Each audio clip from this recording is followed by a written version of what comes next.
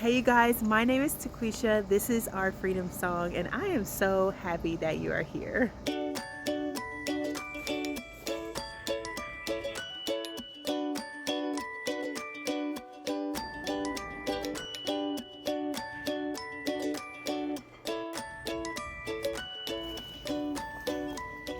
So it is a crazy, beautiful day today. I am in South Carolina in Zone 8B, and we are having some really incredible weather today. It is in the low 60s, which is wild because we've actually been having weather in the 30s, which is also wild. It's been so cold here, but it could always be like 60 and 70 degrees. I would be so happy about it. Okay, so taking full advantage of this beautiful weather out here, we've had this pile of wood chips that have been just sitting here waiting to be used. Today is the perfect day to go into the orchard and to mulch all of the trees as well as some of the other areas in our perennial garden that need mulching. And so that is what we are going to be doing today.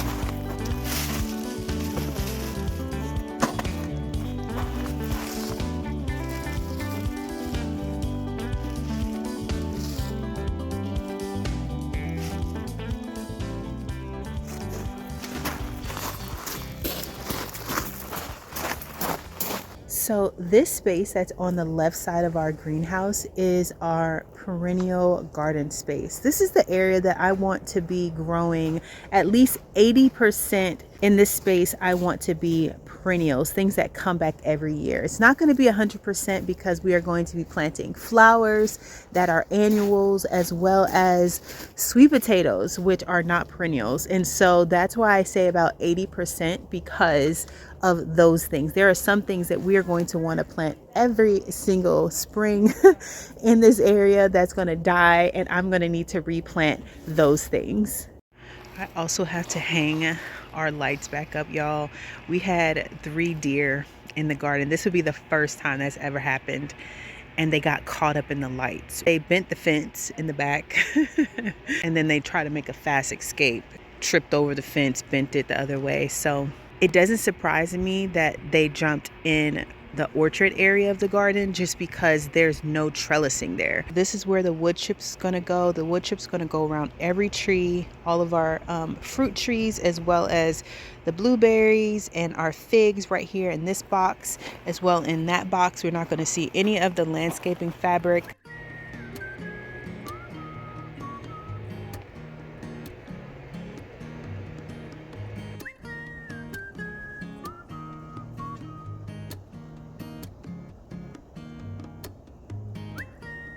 Okay, so while we work in the garden, I want to tell you about this journey to 14 pounds of butter.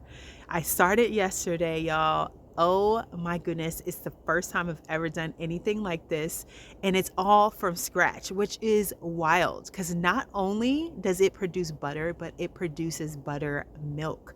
So you get so much substance from so little effort. The best part, y'all, I'm able to make all of this butter for little to no money. Like, it's so crazy. Let me tell you about it. It was the holidays when it all started, and your girl was just on a kick making all the fresh bread and just, oh my goodness, so great. Went to the store, picked up some heavy whipping cream, saw that it said it was $1 and thought that must be a mistake because y'all know that heavy whipping cream is like $6 for a quart. And so I'm like, 32 ounces is like $6, not one. Go to checkout. Lo and behold, y'all, it's $1. I'm like, wow, that's crazy. I'm definitely coming back. The next day, I go back, and you know, that I grabbed 20 of those 32-ounce containers of heavy whipping cream. And don't worry, I left plenty for other people. But listen, I am a mother. I have a huge family, in my opinion.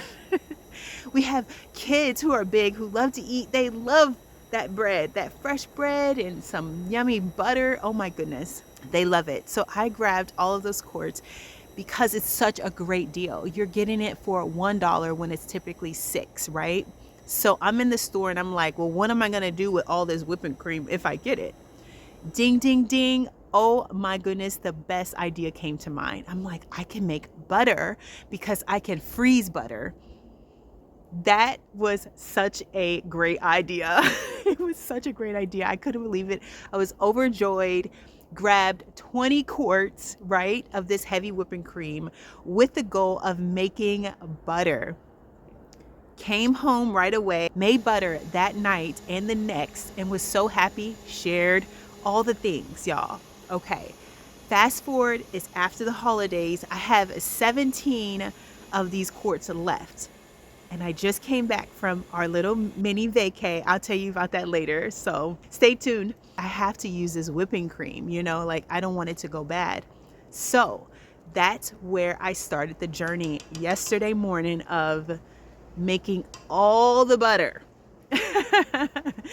And here's how that went. I don't know if you've ever made butter before, but it is super duper simple. It's such an easy thing, and it's so fresh and so good. And what I also love about it is that you can mix it up. Like, you can put herbs in it. Over the holidays, I made a batch of butter and I used some figs, because y'all know your girl loves some figs. I used some figs and some pepitos, which are just pumpkin seeds. Used that and made a sweet kind of butter. Oh my goodness, I loved it.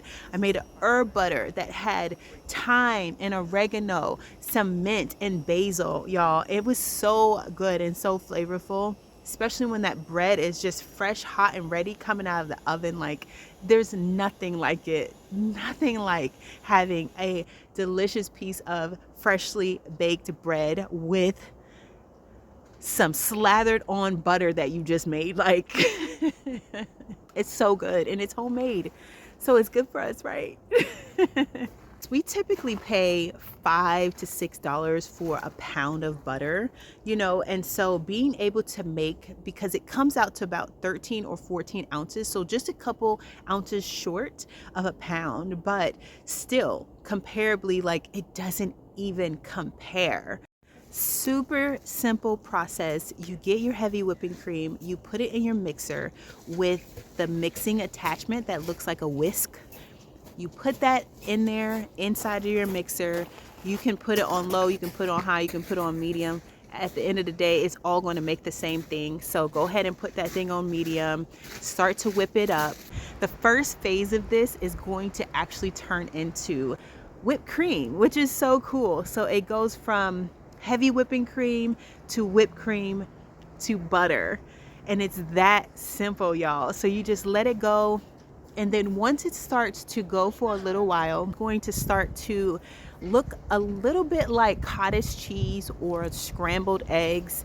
And you are getting really, really close when it starts to look like that. After that, you just let it keep going. And then a magical thing happens. All of a sudden, it seems like from nowhere, you will start to hear this sloshing sound, a very wet, sloshy sound. And what is happening is the butter is separating from the milk. Crazy, right?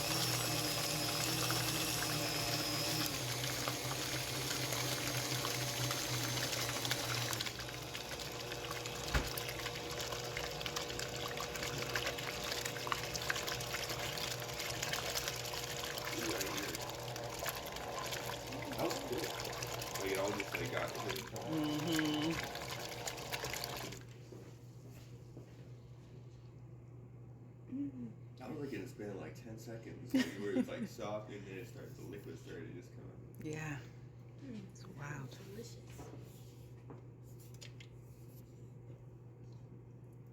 This is like,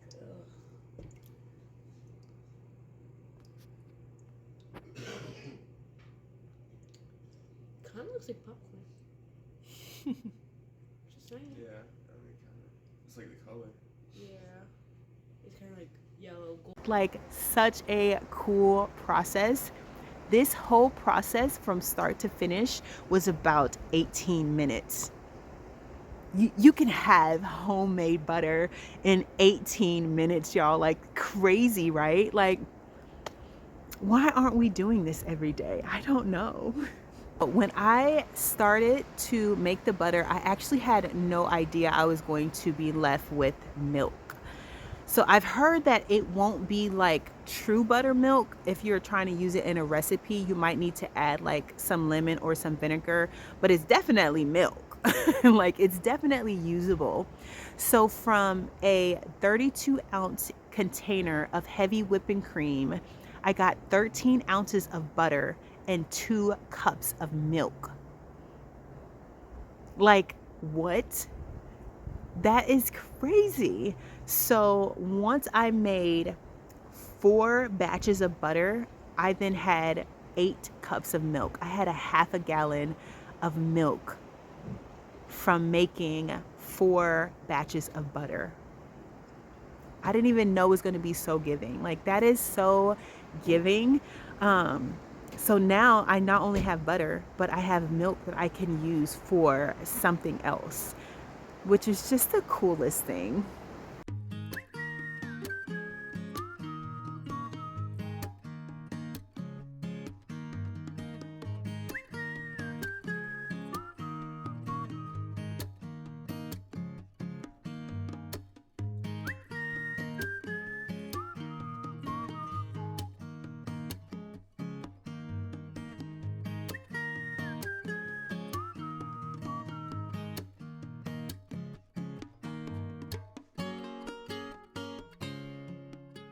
That's cool.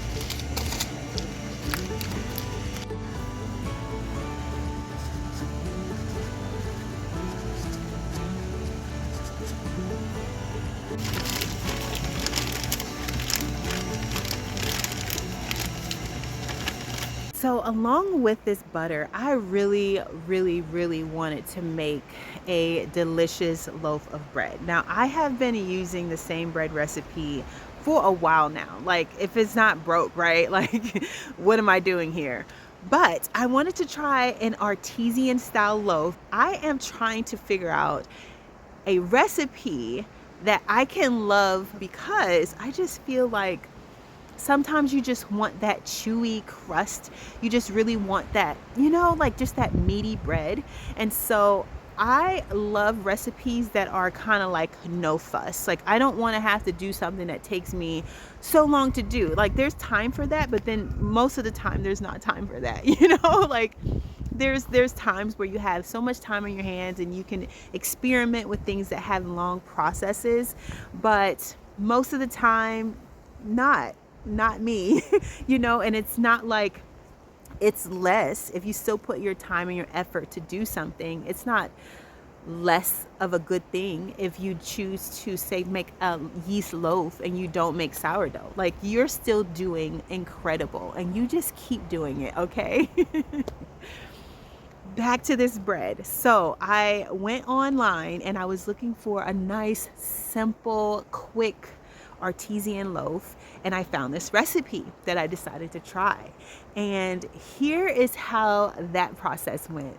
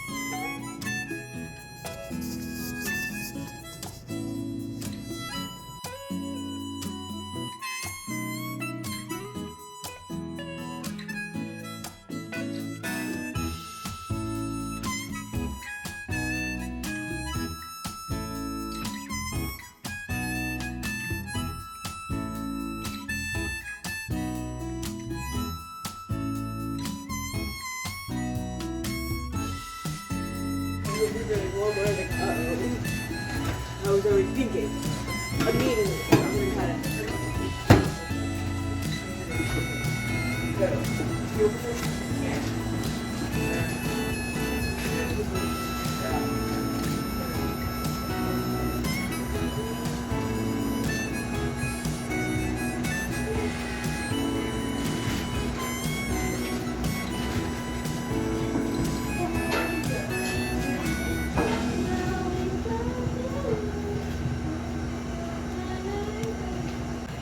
I'm trying to do that.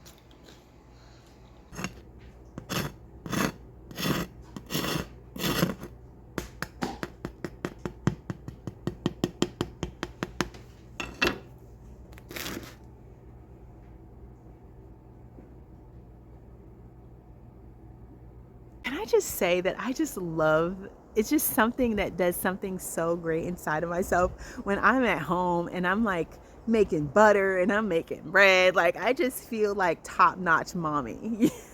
Like top-notch wife. Like I don't know what it is about it, but it just brings me so much joy. So I really got into a great rhythm, got the bread going, and then I'm like, okay, by the time this bread gets done, I can make quite a bit of butter. And so I just got into a really, really great rhythm of, you know, putting it in the mixer, getting it going, stringing it out, wringing it out, putting it in the parchment, wrapping it up, label it, put it in the bag. By the time I did that, the next butter was like almost ready. And so it was a really, really nice groove. Okay, so here is that beautiful loaf. What do you think? Like the way that it looks is absolutely gorgeous. There is no question about this. I could not wait to taste this loaf to really see if the flavor matched the beauty. Cut into it, it smells amazing. Just the idea of hot bread is amazing. The crunch was there, everything was there. The family absolutely loved it. And I ate a piece and I felt like the bread was good. Like it was good, y'all, but I mean, I've done better. That's what I felt like. I've done better than this. It just lacked a little flavor to me. And maybe because it had 3 ingredients with no kneading. I don't know, but you know, it was good enough. And then for the minimal effort, like, you know, like that's a thing. Like if I had minimal effort and minimal ingredients, then I would definitely run to this loaf because I know that everybody was happy about it. So I decided this morning that I would try again because I am on this butter journey. So I might as well try bread as well. Just try a new recipe like every day this week. Like that would be incredible, right? So started again, same base recipe. The only thing that I changed this morning was I added sugar. So I did 2 teaspoons of organic sugar because I thought, well, maybe the yeast didn't develop flavor because there was no sugar. So I added 2 teaspoons of sugar and I also added 2 tablespoons of butter because butter makes everything better, right? Right. Okay. So that is the only thing that I did that was different. It did not have that rustic look. So I noticed that right away. The crust sounded beautiful. It smelled amazing. It definitely still had that sourdough flavor.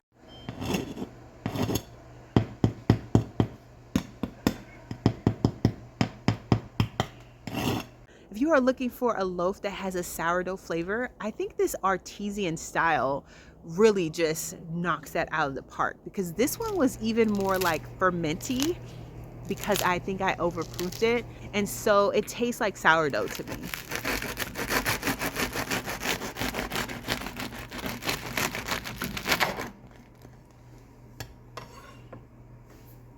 I'm thinking that it may just be the process of the Dutch oven style loaf. It may just give just that sourdough flavor. And so I can expect whenever I make these artesian loaves that is going to have that type of flavor profile. And I'm okay with that. I'm okay with knowing that, right?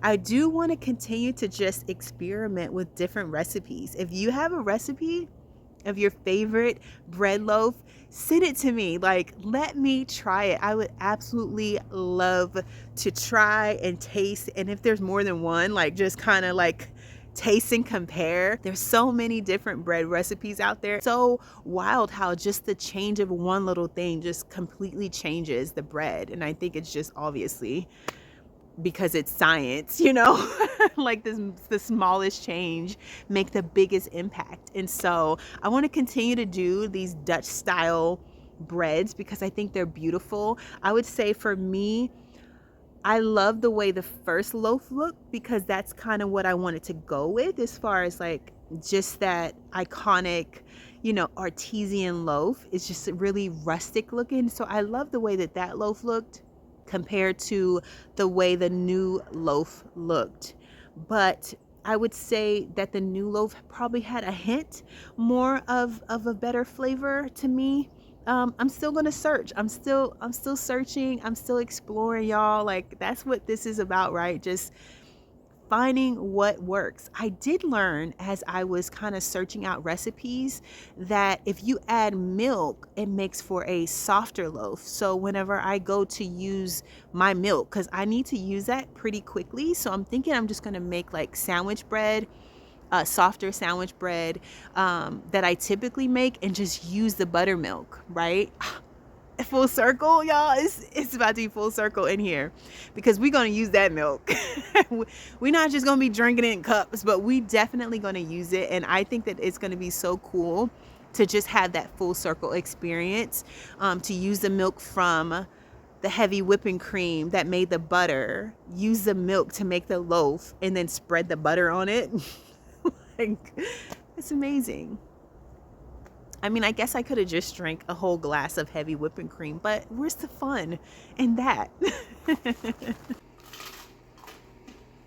Crunchy. Yeah. So the girls made a little dent inside of those wood chips over there. It is looking so beautiful out here, y'all. The sun is starting to set like right behind me. Just that golden light, it makes me so happy. It's so beautiful. I know that this video is a little different. It makes me a little nervous because once I start doing food content, my peoples be missing. It's like, where y'all at? Don't leave your girl, don't leave me. The garden is still growing. I have ordered, like I told you guys, another set of onions, and they are going to be here this month. And so I'm excited about that. I'm excited to see how that goes. But y'all, in our forecast in South Carolina, zone 8B, the lows is going to be low in y'all. So they're going to be so low. And we have a forecast of snow. I know some of y'all who are like, I'm sick of the snow. I'm sick of it. Listen, it doesn't snow here. It's like it barely ever snows. Like, I think the last time we got some snow was maybe 2017 or 2018. It was like a long time ago. And so even if it's just the lightest sprinkle, it's going to be incredible. I don't know how the plants are going to feel about that. Like, I honestly don't know how they're going to feel. So I might have to hold off on planting our new onion starts when they come, because I want to make sure that it's not going to be, you know, in the 20s or dropping below that, to plant anything new. When anything that's not established already, I'm going to just wait until it warms up just a tad bit. So it may be the beginning of February when I get those onion starts planted, but I'm so excited about it. Can you believe that we are almost to our spring season? Next month, I have so many things to plant, specifically flowers. I have flowers to plant, and I'm excited about that, to plant flower seeds starting in February. It's coming so quickly. Thank you guys so much for joining me today. I appreciate each and every one of you. Until next time, my friends. Oh my goodness. And yes, the trip. I know I mentioned it last video, and it's going to be super quick, but Thomas and I had a little adventure, and we went to the UK, y'all. This is my first time ever leaving the country and doing something like this. And so we had a little mini vacay, just him and I.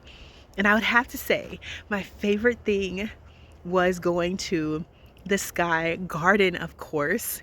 It was absolutely beautiful. We could see the whole city from up there. And of course, it's my favorite because I was surrounded by plants. We enjoyed a beautiful dinner just overlooking the city. Like, if you ever go to London, definitely check it out. Like, it was like my favorite. It was definitely my favorite. And yes, it's because I'm a gardener and I was surrounded by plants and the city. I would say if I ever went back to the UK or England in general, I would love to visit the countryside. I did not know it was going to be like city, and it was like at every corner. And I thought that that was great. But I would love, love, love to visit the countryside. I would love to visit Scotland. I would love to visit Ireland. Ireland is definitely at the top of my list of places that I want to travel to. And so that is what we did. That's what we did. That's where we went. It was very spontaneous in a way, and such a blessing. I'm so grateful that we had that experience together.